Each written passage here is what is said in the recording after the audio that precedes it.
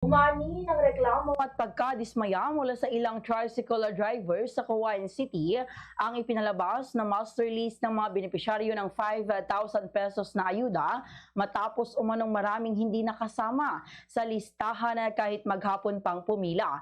Sa panayam ng Bombo Radyo Cagayan kay Ginoong Jomer Melchor, isang tricycle driver, sinabi niya na marami sa kanyang mga kasamahan ang labis na nadismaya dahil sa buong araw silang naghintay ngunit lumabas ang kanilang mga pangalan sa listahan o hindi lumabas ang kanilang mga pangalan sa listahan o kaya naman ay tila tinanggal umano ang mga ito. Anya, malaking question ang naging proseso ng pagpili ng mga benepisyaryo.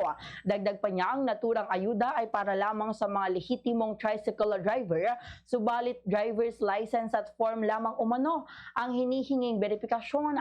Iminungkahi ni Melchor na narapat sanang hiningan din ng kopya ng prangkisa ang mga aplikante upang matiyak na tunay na mga tricycle driver ang makatatanggap ng ayuda. Git pa niya paano masisiguro na walang ibang nakinabang sa programa kung sapat na ang pagkakaroon lamang ng driver's license bilang requirement. Patuloy namang hinihiling ng mga apektadong driver ang mas malinaw at patas na sistema ng distribusyon ng ayuda upang matiyak na mapupunta ito sa mga tunay na benepisyaryo. Ganito ang bahagi ng pahayag ni Ginoong Jomer Melchor.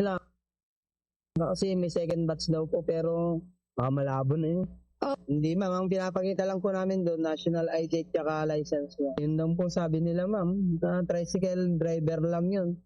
Kung 200 plus lang po kami kahapon, bakit ang tagal ng pila namin? Tagal. Yung 200 plus lang po, saglit lang po sana yun. Kasi masakit din yung loob nila ma'am kasi pumila po sila, nawala po sila pangalan. Oo. Yun iba raw po, yun naman pong sabi nila, pag may pangalan ka sa master list, tapos yung asawa mo yung nakapangalan doon, pag wala yung asawa mong driver, di mo rin po makukuha ng tricycle boy, mabigyan po. Kasi naggagasolina rin po yan mahirap din pa pong basta. Fast sa radyo Bombo!